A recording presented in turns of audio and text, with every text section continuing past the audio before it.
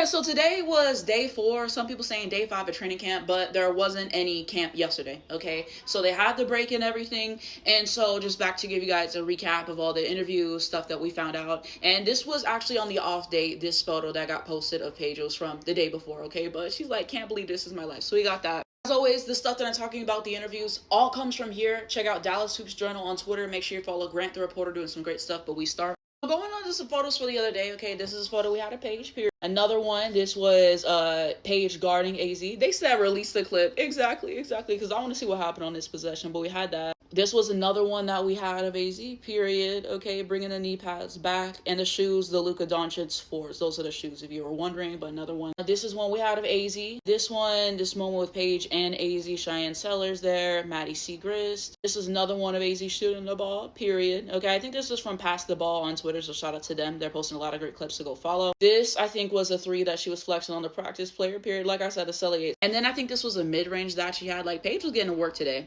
Right here, Paige getting a 3 up here. And then we had this mid-range that she had. So it might just be other angles of the same stuff, but we had that. But again, shout out to Pass the Ball on Twitter for this. I think this is a different angle or another moment, but this is Paige hitting another 3. This one, Paige getting up the mid-range. This one of Paige. This was after Paige was talking about how great practice was, excited for it all, so that was Paige. This was about Paige. It said don't overlook Becker's on that end either. She had a well-timed strong side to help steal against a pick-and-roll drive while Flood was containing on ball. Those two backcourt pieces will compete defensively, which matters a lot when building around high-powered offensive lineups. Exactly, okay, because y'all do underrate Paige's defense, okay, so I like that part too. Now to some quotes that they said about Paige and AZ that I thought were really interesting. This goes for like Kurt, Jose, the teammates, what they said. But this one's making the rounds on Twitter. It said, Kurt said, it's really important that we get Paige off the ball at times. It's really hard in this league to be picked up 94 feet time and time again and then be asked to score and do what we ask of Paige, and then we're going to ask her to defend more than ever. And I don't really see anything wrong with what he said, okay? We did not have a good, because Ty Harris was out for the rest of the season. So we got to see a little bit, but having a secondary ball handler is important, and Paige was going to play at the ball at times anyways. People be dense.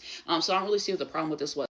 And then this was just in regard to Odyssey Sims. He said, you have to be a great point guard to be able to move Paige around. And then he said that adding a veteran point guard was a priority in free agency, with JJ Quinterly and Ty Harris, a free agent coming off a knee surgery, okay? Some of the other stuff that he said, because this is everything in context and everything, but he was talking about Odyssey's veteran leadership, the 94 feet part, which I just talked about. And then he said, just getting her off the ball. She's elite, coming off pin downs and actions off the ball.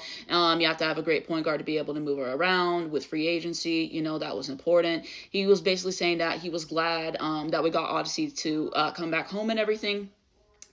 Just because of her being a two-way player, being able to have a great second unit as well, was going to be really important for the team. So that's kind of the gist of what he said there with the entire situation, okay? So some quotes about Paige. Jose got asked about who was standing out as a leader, and he said, Paige. She just, every day, she does the right things in everything that she does, so she has a voice, okay? So we love those things. They have very much talked about it in camp multiple times, just about Paige's leadership, kind of how she's grown in that as well. I do want to talk about something that Alysha Clark said, because I thought that this was a great quote. She got asked what stands out about Paige's leadership to you. So she said, this is the first time I've been around her, but just one, she leads by example, which is something I always appreciated from a leadership standpoint. But two, I think you can see maybe she's working on being more of a vocal leader this year. She's talking more in huddles. She's saying things on the fly when we're out there on the court. And that's what you want, especially from your point guard. Thank you. This point guard is demon. And from your star player, you want to be able to have that line of communication. So she does a great job of, pulling the best out of everyone, which is also a great character to have as a leader. So yeah, it's been fun being around her, watching her lead this team. Thank you. This was AZ getting up some shots after practice. You notice the new shoes, okay? I believe these are the Luka 4 as well, just in the pink color. I forget what it's exactly called. And someone on Twitter said that they are going to be following AZ's shoe rotation. So we will be seated because I always care about the shoes. But it's Demon getting up shots after practice. You saw her just trying different stuff, and I thought it was cool. Just getting the threes off. We love to see it. This was after the day, okay, just celebrating. I believe that's Amy. Shout out to Amy, this demon. We got AZ. This was a photo of AZ in practice, period. Again, we see the shoes. This was another one. You see AZ This was a quote from the article. I believe this is from the other day, just about AZ's defense, so I wanted to read it. It says Fudd's defensive impact, Fudd's defensive effort has been a consistent talking point throughout camp. From Fernandez down through her teammates, she's active on the ball and fights through screens. She's likely to be tasked with tough assignments early in her career because of her physicality and effort on defense. Guarding top WNBA guards will be a real test, as it is for any rookie, but her competitiveness sticks out. She's positionally sound, and it's obvious she comes from a winning program with high standards. Thank you. Also something crazy as well, to those who do not know, she has a podcast, Fud Around and Find Out. Okay, so this is an episode that's going to be coming out tomorrow. So the video version comes out during the morning, and then if you guys stay up really late at night, then it'll be out on streaming, so you guys can listen to it, talking about transition to Dallas, all the stuff. So the preview looked good, so check out the podcast. So it comes out pretty much every week.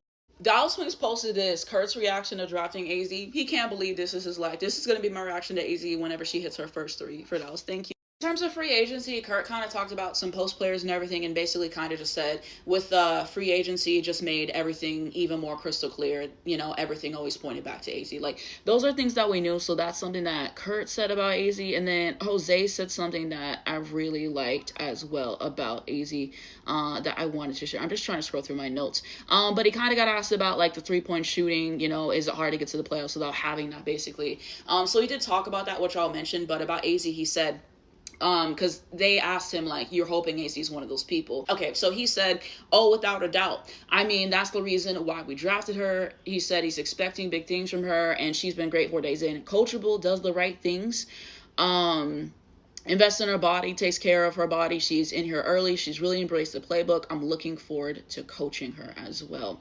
And then he got asked another question. You know, the question kind of didn't make sense. But it said, what are some of the mindsets you think AZ needs on defense? I think that's what she said. And then saying, I remember the last time you said she needs to shoot it, but today it's like she shot it but forgot to get back on defense. Like I said, I'm side-eyeing the question. Jose said, no, Michael Jordan, we cleaned this up. He said, well, no. I mean, here's the thing. She shoots it. She can't be the guy getting back. It's a ball side guard. We can't expect her to shoot it and also get back. Good thing is we start watching film and making those adjustments. Thank you.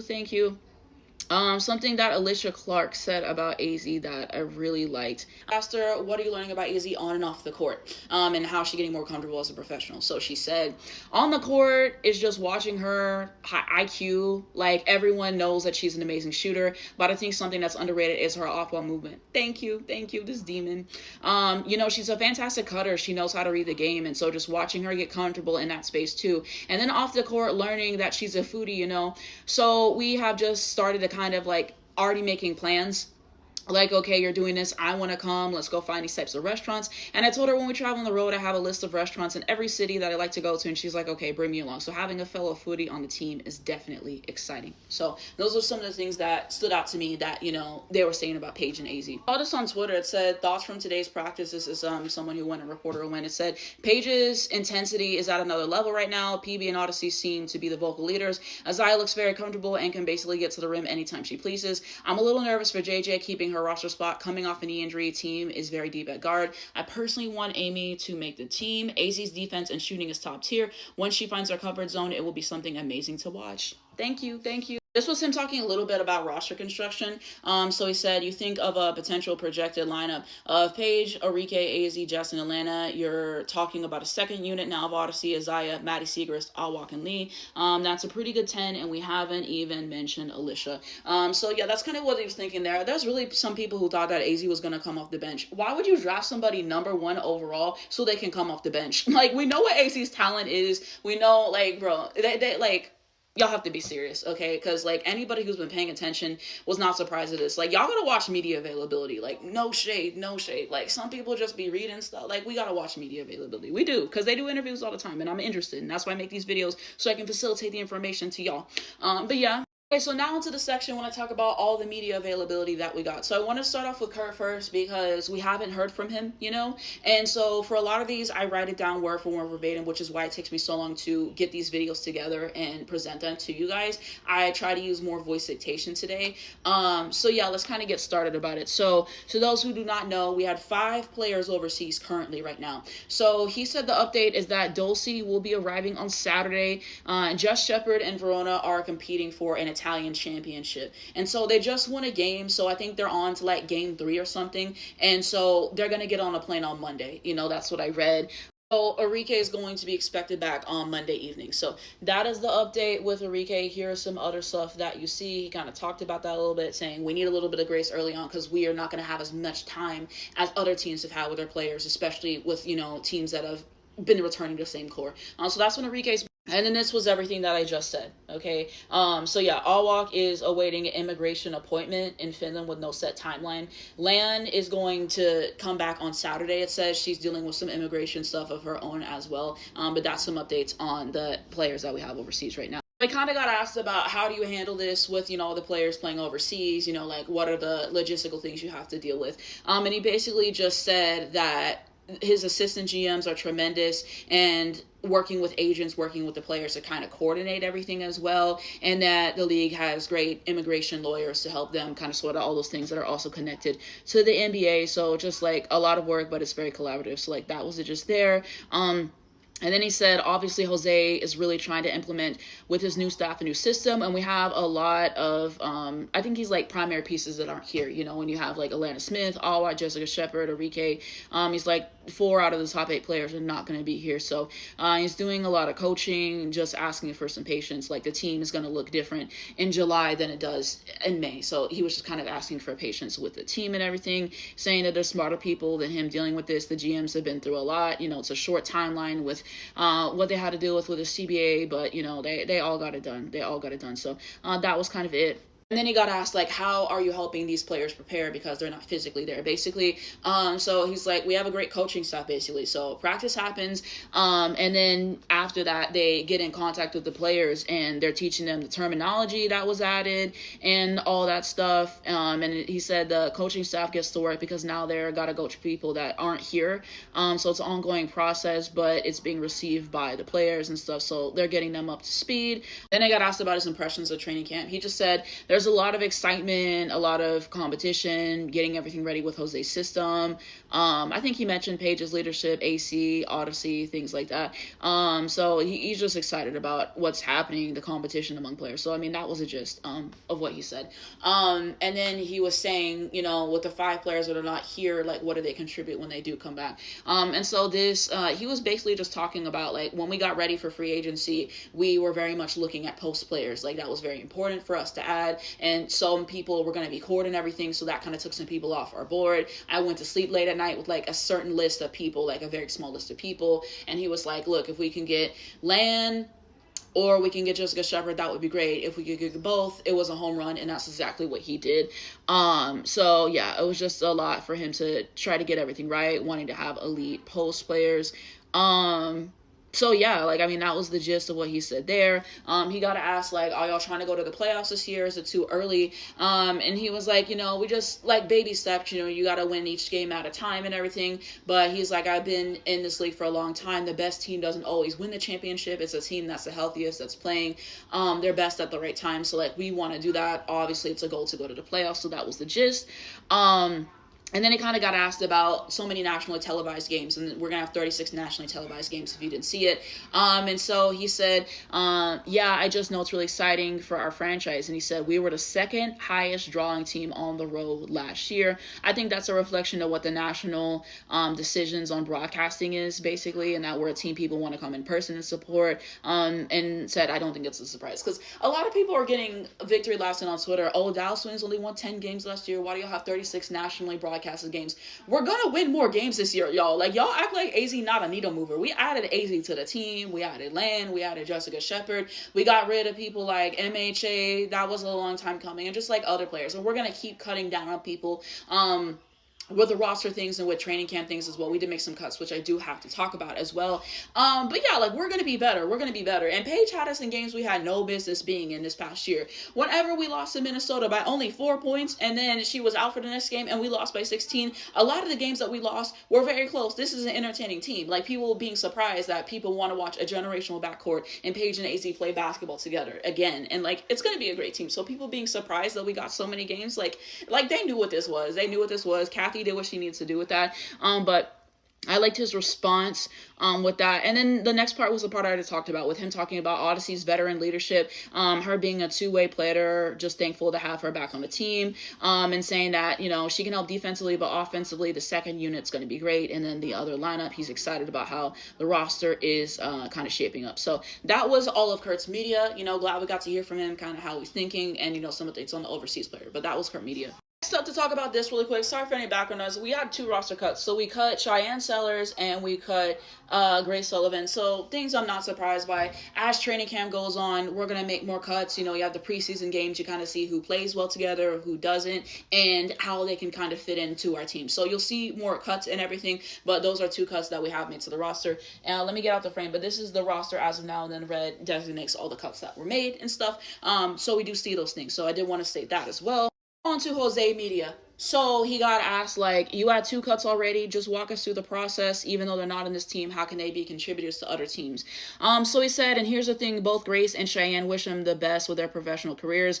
It's hard to make a 12-player roster, basically. I know there's 2 developmental spots, but they did a great job those first 3 days, both of them. But now as you go, you're waiting on so many talented people to count on. They're not here yet.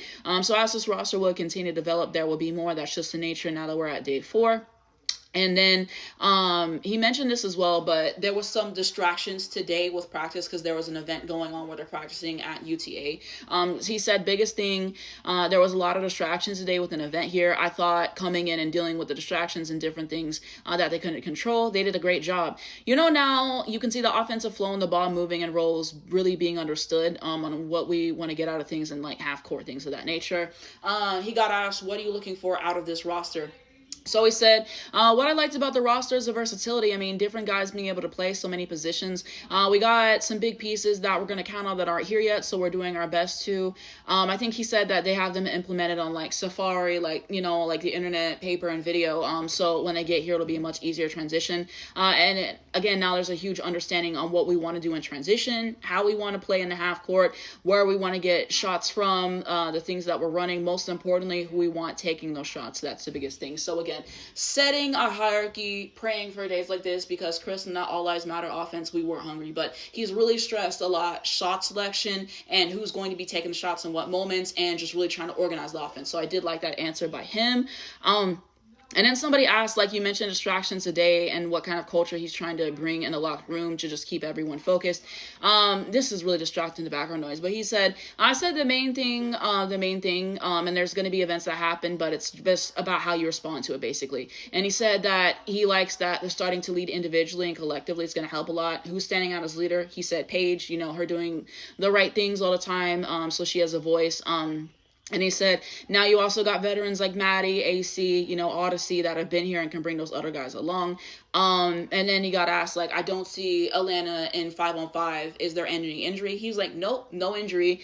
She had to go out the country to get her visa and everything. And so, yeah, like Kurt said, I believe she's expected back on Saturday. So she just has to get that sorted out. And then he got asked, like, what are you looking for from Lee this season? He said, just need her to rim run to make sure she can pick and pop in situations. Also, she's got to finish with her back to the basket inside, but she's been a pleasure to coach. I think Unrivaled was really good for her conditioning level. Also her footwork and going out and rebounding, I believe he said, like in her area. He got asked about what stands out about Zaza, what does she bring to the team? He said, I'll tell you what, the one thing for her too, she came in elite shape. I like her creativity that she can get to the rim. She's left-handed, and now I think she feels pretty comfortable on where she's going to get the ball on the floor, especially in quick hitters and half-court sets. If we can get it out to her, she can get out in transition, and she's electric, you know, in the floor, I believe. It's about spacing and putting her in the right positions in the half-court. And then this was when he got asked about three-point shooting. So the question was, top 7 three-point shooting teams last year all made the playoffs. Is it hard to get to the playoffs without having that kind of ability to shoot? And he said, well, I mean, you got to be able to space the floor, and the high percentage teams do a great job in transition shooting it, but the higher inside-outside threes are big percentages. I'm not going to talk about last year, but what I'm talking about with this group, we got to have the right people taking shots, right? That's the number one thing. But if we can make transition threes, because defense offenses defend from inside to outside. We create great rim runs. We have great spacing. Now we have player movement, dribble penetration. We got to knock down open threes, so that's a stress. Also stressing on passing up a good one for the next one to be a great shot. From good to great. So, but yeah, we're going to have to really shoot the ball because we have people that can do it. We got to make sure that we're finding the people who can do it and having the right ones taking the shot, basically. And then that's when he got asked about AZ, and he was saying, like, that's why we drafted her, to take those shots. Like, obviously. And just saying, expecting big things from her, embracing the playbook, what I said earlier. And then got asked, like, how did you prepare for this condensed timeline? And so he said, I had 30 to 42 days go back, just like a school teacher. The daily lesson plan, the weekly lesson plan, then the unit plan. The unit plan was to get, 15 practices in 20 days, get, hey, this is what we want in by exhibition game number 1, but then it's a quick turnaround there too. So I think just like everybody else in the league, I don't know how much everybody else is going to run in these first 2 exhibition games. We go ahead and open up with Indiana, and we're playing them in the first exhibition game. So we got a ton to put in the first 4 days, and we'll continue to build. And now we're bringing the officials, and I think he meant for practice, but we really needed these first few days. We were limited in the amount of 5-on-5 that we played because we needed to develop good habits. And now we're in our culture, how we're going to defend, and on the offensive end, making sure we play with great spacing. What are going to be our exits when quick hitters, when they take away the first 2-3 options, what's going to happen after that? So I believe I read on day 3 they finally started playing 5-on-5, and then that was him just explaining why, just making sure they had good habits before they got to that point. But yeah, they're playing 5-on-5 now. And then that was the thing about what does AZ need to do because she forgot to get back on defense. Already talked about that and everything, but we love Big Jose. And then he got asked about the television appearances. What does this mean, being the leader in this era? And he said, it's great for the organization. I think anytime you're able to be a part of the national audience and how the WNBA has grown, it's a great opportunity to showcase our team and showcase our franchise. So having Paige and AZ and Enrique and who we brought in free agency, I think people are going to be excited to watch them on national TV. So that was Jose's section. Now we go on to Alysha Clark. So her first question was, what's your take on how these cuts work? I know you've been in the league for a while. What's it like going through that process? She said, it sucks. I've been cut twice. There's a lot of emotions in it, basically, because you come from being one of the best players in college and just having a lot of confidence to a huge blow. And she's like, I've been through it before. Like, I know how it is. But she's just saying, like, trying to be there for them emotionally and tell them, like, look, if you want to play in this league, just take whatever you got, the feedback, and continue to learn from it and everything. But that was the gist. She got asked, how are Jose's practices different than what you've experienced before? And she said, they're actually similar to what I've experienced before. A lot of attention to detail, a lot of playing to get in shape. It's not really like getting on the line, right? It's getting in shape as you're playing and thinking. So that's helpful that I'm used to that, but it's been good though. He's communicative. He tells you what he wants and he tells you where he wants you to be, what your role is for this team. And so it just makes everything so smooth. Next part, start talking about Paige's leadership, what she likes out of Paige that I mentioned earlier. And then she got asked about Lee, how did playing with Lee help your transition to Dallas? So she said, Lee's my girl. It's been good. Just because anytime you can have some familiarity with someone, it helps expedite that chemistry. I'm familiar with her game. She's familiar with mine. As we're out there on the court, like, hey, I'm going to do this. I'm going to do that. Look for this. And it just makes it a lot quicker. So it's nice to have a familiar face in here. And then she got asked, what are some ways that you've seen Lee grow since you've been teammates with her in Seattle? She said, I think just her communication is a big one. The way that she's able to come out here and she's saying the things that she wants. If she sees a read, she's not afraid to come and tell you, I saw this, do this. And then just the way she continues to be aggressive inside. She's obviously she's a stretch 5. She can shoot that thing, but you can tell she's had an emphasis on making sure she's being a power force inside as well. And so that's something that's really great. And there's no one around her that's going to be inside. So being a monster inside is going to be great for us. And then she got asked, being a vet, what are some things that you can do to contribute to the younger players?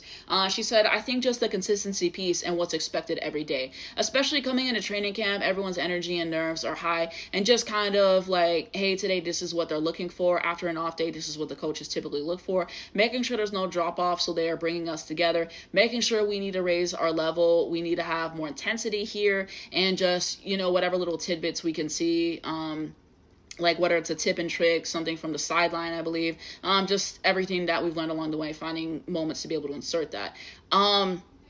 And then she got asked, it said, speaking of being a vet, is there anything you have to do culturally to keep the main thing? She said, I'm not familiar with this group, but I would say no. Usually, I mean, typically it's just you always focus on what's in-house because whether there's more coverage or whatever teams are doing, whenever you start worrying about that, it kind of just messes up everything in-house. And just talking about the event that happened just makes us have to lock in even more and focus on what we're trying to do, and all those things. So that was the gist. And then the part about what she learned on AZ on and off the court, her being, an amazing shooter, off-ball movement, all that stuff, and her being a foodie. They got to ask, like, how much are you cooking? She's like, probably a lot. She's like, they're on my head about it. And I'm like, I gotta eat. And then she was just saying, like, if you guys want to eat, just let me know so I can make more food. But she's saying, you'll see a lot of meals. So that was her portion. I thought it was good. And last up, we had Maddie's media availability. So she got asked, how did the practice go? And she was like, it was good. I thought everyone got after it. Everyone was intentional. She said it was fun. What are ways you're seeing this team come together so far? She said, just like the more you play with people, obviously the different reads. Obviously I played with Paige a lot last year. So being able to read off of her and with the new pieces, just noticing like you like to pop here, slip here. So just day by day getting more comfortable. Got asked what's it like dealing with cuts, and she was like, the last few years we had a lot of injuries. It's nothing new. You just got to play with who you have on the floor and just play hard. She got asked, what are some ways you feel like Zaza's game is growing in year 2? She said, I think Unrivaled was great for her. Obviously, getting a lot of time last year was helpful as well, like the experience and just growing as a player, a playmaker, offensively, defensively, and actually just scratching the surface defensively, basically, she said. But she's going to get better. And then they said, building on that, Lee said that having a full training camp this time around was like helpful for her. And what are ways that you've seen Lee continue to grow? And she said, Unrivaled was able to help Lee a lot, just continuing to expand and being able to shoot at like 6'7", it's impressive, and just continuing to be strong inside. I think she's been adding and working on. And it said, you're mentioned as one of the leaders of the team. So do you feel like a leader? And what do you think your style brings to the team? And she was like, honestly, besides Enrique, she's like, I think I've been here the longest. Trying to lead by example, pull everyone together, settle everyone. And then she got asked, what are you looking forward to about getting some of the late arrivals to camp? And what do you envision Enrique's impact being with this group? And it said, obviously have a lot of pieces not here. So I think, we add those guys, and that'll be really exciting and fun to see like how it goes offensively, defensively. With Enrique, she said, it feels like we've been playing together forever, but it's been 3 years, and that she's a tremendous shot maker. So I think that brings an exciting element, and with all the different movement and sets, it'll be really fun to watch. So that was Maddie's media. So that was everything for day 4, day 5, whatever you call it, a Dallas Wings training camp. Okay, so yeah, a lot of good information that you're kind of getting from the players, from Jose. Again, just a lot of emphasis on structure that he has said, just talking about making sure that we have the right people taking the shots at the moment. This is what we're trying to do with the half-court offense. This is what we're trying to do with the defense. Trying to install a lot of things, get everyone more comfortable, getting the overseas players comfortable. So I think that was kind of just the gist that I took from today. We got some good stuff. So we're always going to leave here with something. And so just excited to see the more stuff that we get from training camp, the more stuff that we learn, the arrivals with the players, how they kind of gel with the team and how all that stuff works. So I think it'll be cool. I think it'll be exciting. And then obviously having the preseason, seeing what that looks like and the different rotations. And so preseason, I think they only play like a quarter and a half or 2 quarters. So the starter's not going to play the whole game. If y'all haven't seen the preseason before, I distinctly remember that last year. So they're probably going to play a quarter or 2. And then it's really time to just kind of see what the people who are kind of vying for roster spots more, like the training camp contracts and things of that nature, and like how they kind of gel. So that's kind of what preseason is going to be for. So we have 2 preseason games. I believe it's going to be on Thursday. So I will definitely make a video about that and get that ready to you guys. I do need to do a new episode of my podcast. Okay, I'm trying to decide when I want to do it. It might be delayed just because I need to get everything sorted out, and then maybe I want to talk about a couple preseason games before I do it. So maybe on like Monday, Tuesday, Wednesday, it'll come. So I just want to sort everything out and figure out what I want to talk about, because there's some stuff I've really been itchy to talk about that I've talked about on Twitter, but I haven't talked about here because I'm like, I need to use it for my podcast. So that is something that's going to be coming up soon. I'll let you guys know when my podcast is out. And the Stage of Scouting Report. And I'm pretty good about, even if it's late, maybe I'll do 2 episodes next week. It depends on how I'm feeling, but I'll make up for it in some fashion. I'll do something for you guys. So let me know what you guys like and all those other things. Sorry for the audio issue on the last training camp video. That wasn't my fault, to be fair. You know, I recorded the videos, and every single time it's multiple videos because these are long videos. And so I watched through, make sure everything's good. I put it in CapCut, and somewhere along the line it got messed up. I did not notice until I uploaded it that the audio track was not synced up with my voice, which is irritating that it does that, because then I have to go and detach the audio track and fix it, and it was an entire thing. So that was annoying, so I do apologize for that. But I did not notice that until after I posted it. And thank you guys for the engagement. 5,000 likes, I think, was insane. So I'll keep making these. Follow my social media on Twitter at the Anastasia25. Check out the YouTube channel Anastasia25 as well for all the content. I'm on Threads. It's Anastasia250_. I'm posting some clips of videos and everything. But yeah, hold the line, y'all. You know, it's gonna take some time. The more cuts that we're making and stuff, like, people sensationalize these headlines. If you watch the full media in context, you can get what they're trying to say. So hold the line. But let me know what y'all think below.